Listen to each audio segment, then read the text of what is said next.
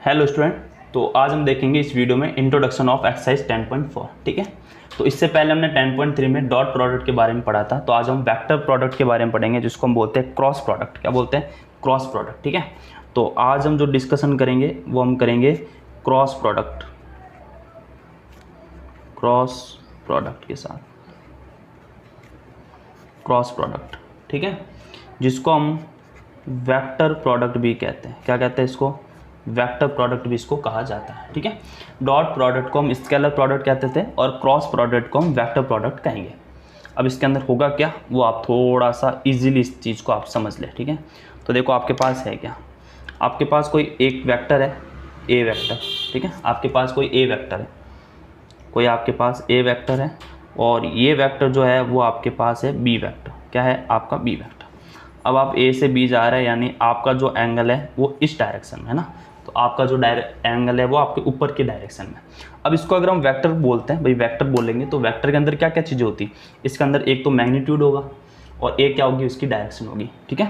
तो क्रॉस पर यहाँ पे दो वेक्टर है ए और बी। तो अगर मुझे ए क्रॉस बी फाइंड करना है तो उसका फॉर्मूला रहेगा magnitude of A magnitude of B multiply में आएगा साइन थीटा। ठीक है। तो ये तो इसका मैग्नीट्यूड आ गया, ये क्या आ गया? इसका मैग्नीट्यूड।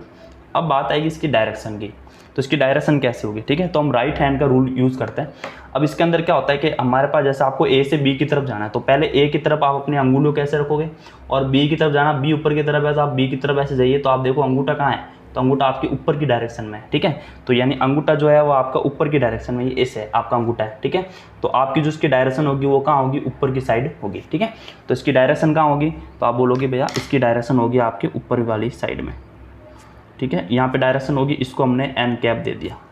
तो हमारे पास मैग्नीट्यूड है, अगर इसकी डायरेक्शन देखनी है तो हम इसको क्या करेंगे, तो हम इसको एन कैप इधर लिख देंगे।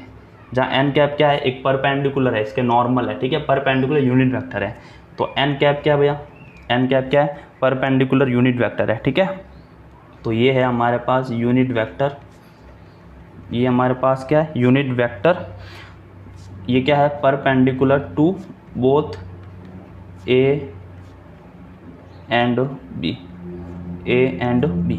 यानी ये जो है वो इस बी के भी परपेंडिकुलर है और ये जो है उस ए के भी क्या है? परपेंडिकुलर है। तो ऐसे हम ए क्रॉस बी को क्या करेंगे? फाइंड करेंगे। और आप देखोगे ये तो मैग्नीट्यूड है और ये उसकी डायरेक्शन है ना। तो ये तो हो गया उसका मैग्नीट्यूड। क्या हो गया? उसका मैग्नीट्यूड। और ये उसकी क्या हो गई? तो ये हो गई उसकी डायरेक्शन। ठीक है। N cap. अब एन कैप को हम कैसे निकाल सकते हैं? तो एन कैप को हम निकाल सकते हैं N upon magnitude of N. Unit vector को ऐसे निकालेंगे अपन। ठीक है। तो ये आपकी छोटी सी बात कैसे करना है। अब मान लो कि अगर आपको बी से ए की तरफ आना है ना, यानी अब आपको आना है बी से ए की तरफ। क्या आना? बी से ए की तरफ। तो आप क्या करोगे? ऐसे रखोगे, ये बी है, ये आपका बी हो गया। अब बी से ए की तरफ ऐसे आओगे तो अंगूठा कहाँ रहेगा? नीचे की ओर रहेगा। तो इस कंडीशन में जो आपका अंगूठा वो कहाँ रहेगा? आपका नीचे की ओर रहेगा। तो इस डायरेक्शन में आप इसको बोलोगे जो एन कैप है वो माइनस हो जाएगा। क्या हो जाएगा? माइनस। तो अगर आपको बी क्रॉस ए अगर आप निकालना चाहोगे, क्या निकालना चाहो? बी क्रॉस ए, तो ये क्या हो जाएगा? ये इसकी नेगेटिव डायरेक्शन में हो जाएगा। यानी इसको मैं माइनस ए क्रॉस बी भी लिख सकता हूँ। क्या लिख सकता हूँ इसको? माइनस ए क्रॉस बी भी इसको लिख सकता हूँ। ठीक है। तो ये छोटी सी बात है जो आपको समझ में आ जानी चाहिए। अब हम बात करेंगे कि इसके अंदर क्या है। ठीक है। तो अब कुछ ऑब्जर्वेशन की बात करेंगे। जैसे हमने डॉट प्रोडक्ट के अंदर किया था वैसे के वैसे इसके अंदर भी करेंगे। अब क्या इसके अंदर ऑब्जर्वेशन है उसको आप देखें। तो सबसे पहली ऑब्जर्वेशन देखो क्या है। सबसे पहली ऑब्जर्वेशन क्या है? ठीक है। जैसे ए और बी आपके दोनों नॉन जीरो वेक्टर है, A and B two non zero vector. A और बी आपके दोनों क्या है? नॉन जीरो वेक्टर है। तब ए क्रॉस बी जीरो हो जाए। क्या हो जाए? जीरो। अब ये कब होगा जीरो? जब वो दोनों एक दूसरे के पैरेलल होंगे। क्या होंगे? पैरेलल। यानी उस कंडीशन में आप देखोगे पैरेलल होने का मतलब हुआ कि दोनों के बीच में कोई भी एंगल नहीं बनेगा। इसका मतलब ये हुआ ए जो है वो बी के क्या हो जाएगा? पैरेलल हो जाएगा। तभी इसका जो क्रॉस प्रोडक्ट है वो क्या आएगा? आपका जीरो। जैसे हमने डॉट के अंदर क्या पढ़ा था? डॉट के अंदर हमने पढ़ा था कि अगर ए और बी जीरो होता है, इसका मतलब ए और बी दोनों परपेंडिकुलर होते हैं। क्या होते हैं? परपेंडिकुलर। अब इसमें ए क्रॉस बी अगर जीरो हो जाता है, इसका मतलब ए जो है वो आपका क्या हो जाएगा, पैरेलल हो जाएगा किसके, बी के। ए किसके पैरेलल हो जाएगा, बी के पैरेलल हो जाएगा, ठीक है। अब नेक्स्ट बात करें, अगर आपको ए क्रॉस ए निकालना है, जैसे हमने बात की थी ए डॉट ए की, तब को आपका था मैग्नीट्यूड ऑफ ए स्क्वायर। अगर इसका हम ए डॉट ए निकालेंगे तो यहाँ पर हम देखेंगे हमारा एंगल क्या बन रहा है, जीरो। और अगर एंगल जीरो यानी साइन जीरो की वैल्यू जीरो होती है तो ए क्रॉस ए की जो वैल्यू आएगी वो किसके इक्वल आएगी, आपके पास जीरो के इक्वल आएगी, ठीक है। यहाँ तक बात आई। इस कंडीशन में बोलेंगे भाई यहाँ पे जो एंगल है वो आपका 0 डिग्री है, क्या है, 0 डिग्री। जब एंगल 0 डिग्री होता है तब ए क्रॉस ए क्या होगा, आपका 0 होगा। अब मान लो कि ए क्रॉस माइनस ए की बात करें तब भी ये 0 होगा, क्योंकि इस कंडीशन में जो थीटा है वो हमारा पाई हो जाएगा, क्योंकि नेगेटिव हो रहा है, नेगेटिव डायरेक्शन जा रहा है, इसलिए इस कंडीशन में जो हमारा एंगल थीटा है वो हमारा क्या हो जाएगा, पाई हो जाएगा, ठीक है। अब तीसरी बात आ रही है कि इफ़ ए और बी दोनों एक दूसरे के ऊपर परपेंडिकुलर हो, ए और बी क्या हो, परपेंडिकुलर हो, तब हमारे पास ए क्रॉस बी जो आएगा वो आएगा magnitude of A magnitude of B और साइन पाई बाई 2 90 डिग्री हो जाएगा। तो इस कंडीशन में हमारे पास होगा A cross B is equal to magnitude of A multiply magnitude of B. तो यहाँ से हमारा निकल जाएगा ए क्रॉस बी, क्या निकल जाएगा हमारा, ए क्रॉस बी हमारा निकल जाएगा, ठीक है। तो यहाँ तक तो मेरे हिसाब से अच्छे से आपको बात समझ में आ गई होगी, बहुत सिंपल सा ये आपका प्रोसेस है, ठीक है। अब हम जाते हैं, देखो हमारे पास क्या है, हमारे पास ये है भैया, ये हमारे पास है एक्स एक्सिस, ये हमारे पास है वाई और ये हमारे पास है जेड। इस डायरेक्शन में यूनिट वेक्टर आई होता है, इसमें हमारे पास जे होता है और इसमें हमारे पास क्या होता है, के होता है, ठीक है। अगर मुझे मान लो, अगर मुझे क्या करना है, मुझे अगर आई टू जे जाना है, क्या जाना है, आई टू जे, यानी मुझे चाहिए आई क्रॉस जे, तो उसको मैं कैसे लिखूँगा, magnitude of I magnitude of J sine 90 degree, क्योंकि दोनों के बीच में होगा। और जो एन कैप है यानी परपेंडिकुलर जो उसकी डायरेक्शन है वो उसकी क्या होती है, परपेंडिकुलर। अब मुझे आई से जे जाना तो उसकी परपेंडिकुलर डायरेक्शन कौन सी होगी, के होगी, क्या होगी, के। तो इधर क्या आ जाएगा हमारे पास, के हो जाएगा। इसकी वैल्यू 1, इसकी वैल्यू 1, इसकी वैल्यू 1। तो यहाँ से आई क्रॉस जे की जो वैल्यू है वो किसके इक्वल होगी, आपके के इक्वल हो जाएगी, किसके इक्वल हो जाएगी, के इक्वल, ठीक है। अब इसी को दिमाग में रखते हुए हम बोलेंगे, अगर मुझे जे से के जाना है, क्या जाना है भैया, जे से के जाना है, तो जे से के जाएंगे तो किसके इक्वल हो जाएगा, इस आई के इक्वल हो जाएगा, क्योंकि अब इन दोनों के परपेंडिकुलर कौन होगा, हमारा आई होगा, तो इधर आई हो जाएगा। अब मुझे अगर जाना है के से आई, कहाँ जाना है, के से आई, तो किसके इक्वल हो जाएगा, आपका जे के इक्वल हो जाएगा, ठीक है। तो ये तीनों ही मोस्ट इंपॉर्टेंट चीज़ है, तो आपको दिमाग में रखनी है। अब इसको दिमाग में कैसे रखोगे, बहुत सिंपल सा है, इधर आप मान लो आई लिख दो, इधर आप जे लिख देते हो और इधर आपका के लिख देते हो। तो जब आप आई से जे जाओगे तब आपका के आ जाएगा, जे से के जाओगे तब आई आ जाएगा, और आई से के से आई जाओगे तो जे हो जाएगा, ठीक है। अगर ऐसा होगा अब इसका उल्टा चले, क्या चले, उल्टा, यानी आई जे और ये के, यानी आप जे से आई आओगे तो आप जे से अगर आई आओगे तो यहाँ पे माइनस का के आ जाएगा। आप आई से के जाओगे तो यहाँ पर आपके पास माइनस का जे, और के से जे आओगे तो इस पोजीशन से आपका माइनस का क्या हो जाएगा, आई हो जाएगा, ठीक है। तो ये दिमाग में रखना है कि आई इंटू जे तो के होगा, बट इसका उल्टा कर दे, यानी जे को पहले लिखे फिर आई को हम बाद में लिखे, तो इस कंडीशन में वो माइनस के कैफ के बराबर होगा, इसके बराबर होगा माइनस के कैफ। और इधर जे और के है तो के क्रॉस जे हम करेंगे तो वो माइनस का आई होगा, क्या होगा, माइनस का आई। और अगर के इंटू आई है तो अगर हम आई क्रॉस के करें तो वो आपके पास क्या होगा, माइनस का जे हो जाएगा, ठीक है। तो ये छोटी सी बात है जो हमको अच्छे से, एकदम अच्छे से इसको समझ में आ जानी चाहिए, ठीक है। अब देखते हैं नेक्स्ट,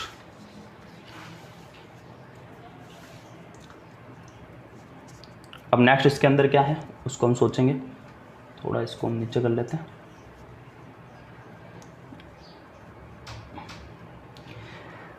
अब अगर आपका 5 ऑब्जर्वेशन अगर आपको एंगल निकालना है तो आपको क्या पता है, आपको पता है कि भैया ए क्रॉस बी जो होगा, ठीक है, ए क्रॉस बी जो होगा उसका मैग्नीट्यूड अगर मैं लूँगा तो होगा मैग्नीट्यूड ऑफ ए बी, और यहाँ पर आएगा हमारे पास साइन थीटा, क्या हो जाएगा, साइन थीटा।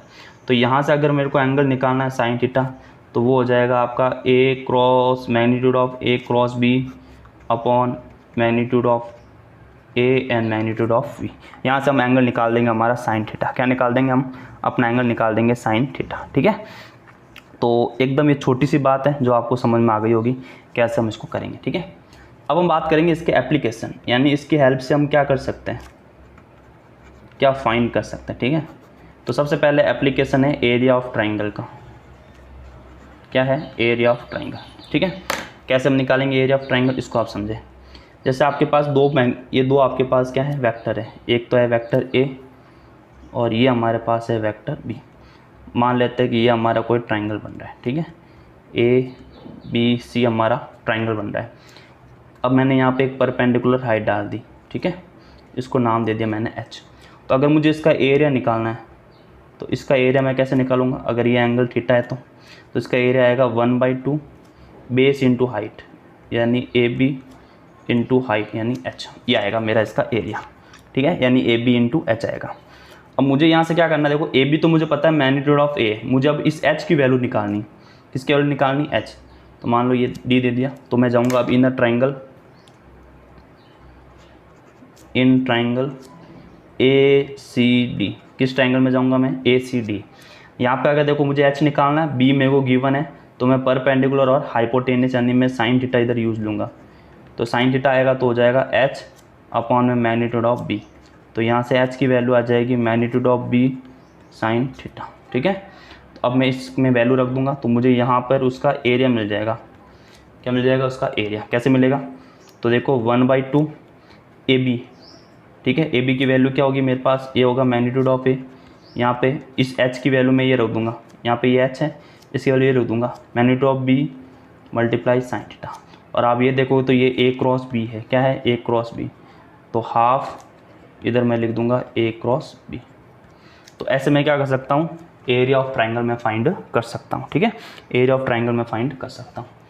अब अगर मुझे मान लो मुझे पैरेललोग्राम का एरिया निकालना है। ठीक है, area of parallelogram, area of parallelogram. तो इसके अंदर देखो क्या होगा, ये मेरे पास है मैग्नीट्यूड ऑफ ए, मतलब वेक्टर ए है, ये मेरे पास है यहाँ पे वेक्टर बी।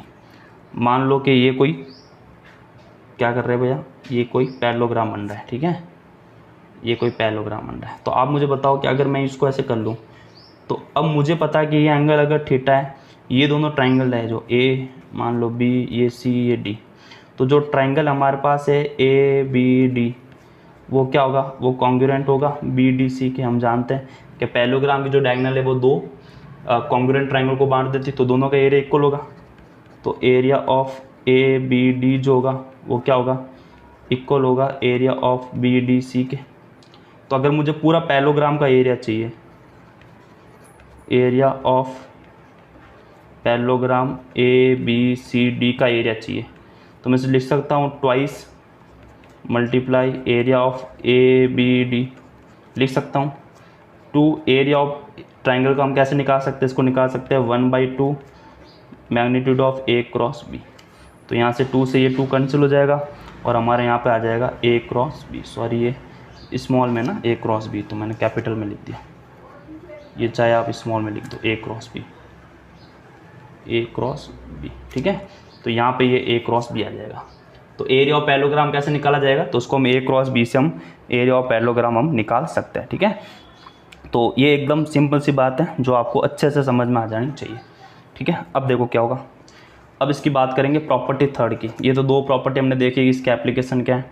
थर्ड के इसके अंदर हमने डिस्ट्रीब्यूट हम इसके अंदर यूज़ कर सकते हैं। जैसे अगर मेरे पास है vector A cross vector B plus C, तो मैं इसको लिख सकता हूँ ए को बी के साथ क्रॉस कर सकता हूँ, A cross B, plus A को मैं सी के साथ क्रॉस कर सकता हूँ, ए क्रॉस सी।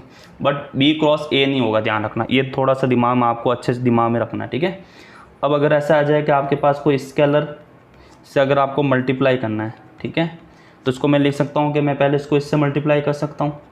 ठीक है, उसके बाद मैं इसका क्या ले सकता हूँ, उसके साथ प्रोडक्ट ले सकता हूँ, या मैं इसको लेमड़ा को बी के साथ मल्टीप्लाई करने के बाद इसका क्या कर सकता हूँ, प्रोडक्ट ले सकता हूँ। ठीक है, तो इस तरीके से ये आपका निकल जाएगा। तो यहाँ तक तो एकदम कॉन्सेप्ट आपका क्लियर हो जाना चाहिए। ठीक है, अब बात आएगी कि अब हम ए क्रॉस बी को हम फाइंड कैसे करेंगे, ठीक है। How we find A cross B, कैसे फाइंड करेंगे हम ए क्रॉस बी। तो देखो ए क्रॉस बी हम कैसे फाइंड करेंगे। जैसे मान लो कि आपके पास ये वेक्टर ए है, ठीक है।